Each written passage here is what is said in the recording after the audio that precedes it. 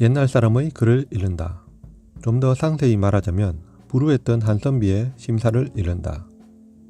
출세를 하지도 명망을 쌓지도 못한 한 남자의 마음과 말들을 오늘에 와서 읽어봐도 사람의 마음은 여전히 인지상정임을 알아간다. 자칫 옛 선비의 글이라 생각하고 따분하거나 지루할 것이라 여길지 몰라 책 제목이기도 한 글을 무턱대고 한 편 읽어보자. 눈물은 눈에 있는 것인가 아니면 마음에 있는 것인가? 눈에 있다고 하면 마치 물이 웅덩이에 고여 있는 듯한 것인가? 마음에 있다면 마치 피가 맥을 타고 다니는 것과 같은 것인가? 눈에 있지 않다면 눈물이 나오는 것은 다른 신체 부위와는 무관하게 오직 눈만이 주관하니 눈에 있지 않다고 할 수 있겠는가? 마음에 있지 않다면 마음이 움직임 없이 눈 그 자체로 눈물이 나오는 일은 없으니 마음에 있지 않다고 할 수 있겠는가? 만약 마치 오줌이 방광으로부터 그곳으로 나오는 것처럼 눈물이 마음으로부터 눈으로 나온다면 저것은 다 같은 물의 유로서 아래로 흐른다는 성질을 잃지 않고 있으되 왜 유독 눈물만은 그렇지 않은가? 마음은 아래에 있고 눈은 위에 있는데 어찌 물인데도 아래로부터 위로 가는 이치가 있단 말인가? 저연하고 쓸쓸하다. 제목이 된 눈물이란 무엇인가 편에선 완고하기만 할 것 같은 선비의 마음을 읽고 선입견 가득했던 내가 부끄러웠다. 어찌 보면 옛 선인들의 글들을 읽는 게 허전한 마음을 달래는 데 더 도움이 될 것 같다. 이것 역시 선입견이겠지만 요즘 사람들의 글을 읽다 보면 피로감 같은 게 있달까? 물론 곤궁한 선비의 글이라고 마냥 맑고 투명하지는 않겠지만 확실히 시대가 다르다 보니 그것이 환기하는 지점은 어쩔 수 없는 것 같다. 위에서 아래로 흐르는 것이 물이란 것의 속성인데 어찌 눈물만은 아래에서 위로 향하는지 모르겠다는 저자의 일갈에 아득해진다. 눈물은 마음에 있는 것인지 눈에만 있는 것인지의 고민에 가서는 그런 고민의 골짜기에 가 있는 저자의 처지가 아련하기도 하다. 덩달아 눈물은 어디에서 우러나오는 것인가 한번 생각해 본다. 우물에서 길어 올려지는 물처럼 눈물을 이끌어내는 일에 대해 곰곰 생각해 보면 어디 있는지 모를 우물 바닥이 울렁하고 철렁하는지 물렁해지는 마음을 불어 외면하려 한다. 눈물이 싫은 것이겠지. 아니면 눈물 나는 일들이 없기를 바라는 것이겠지.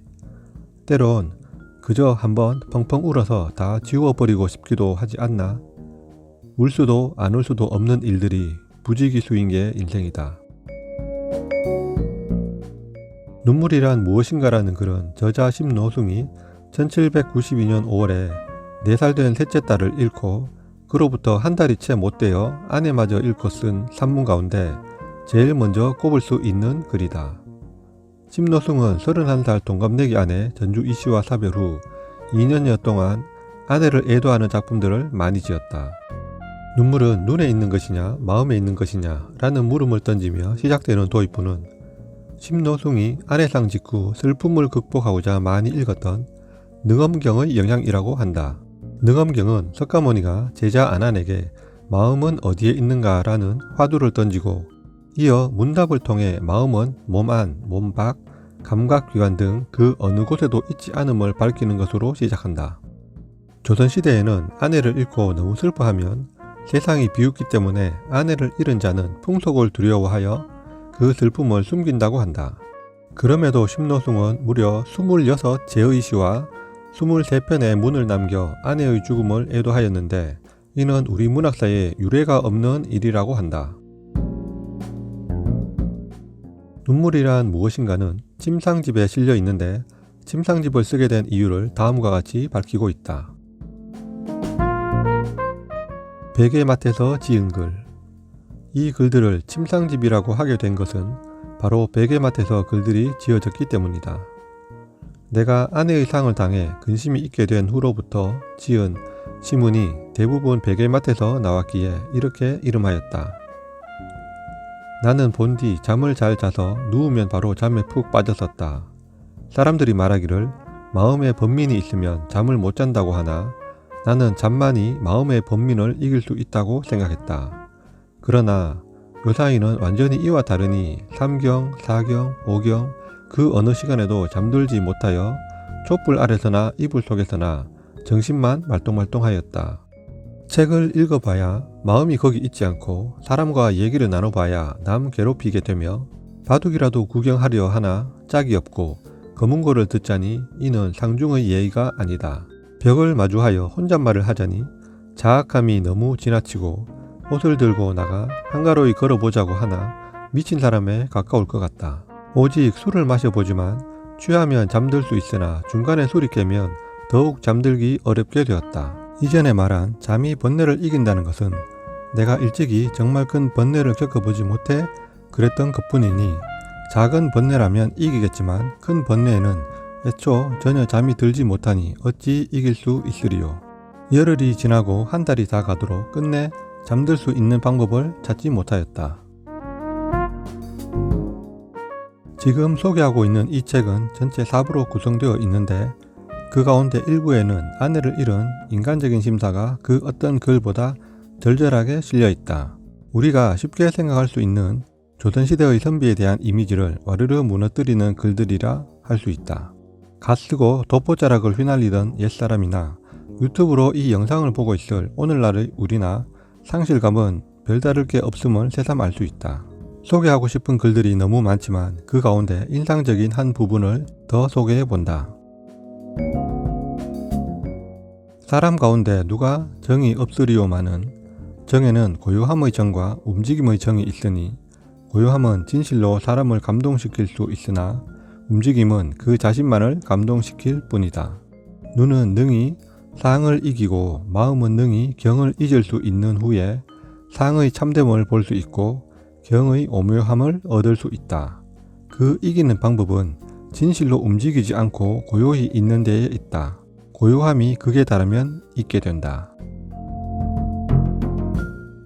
늦어도 한참 늦었지만 심노승이란 선비를 소개하자면 효종 때 영의정을 지낸 심지원의 7대손이다.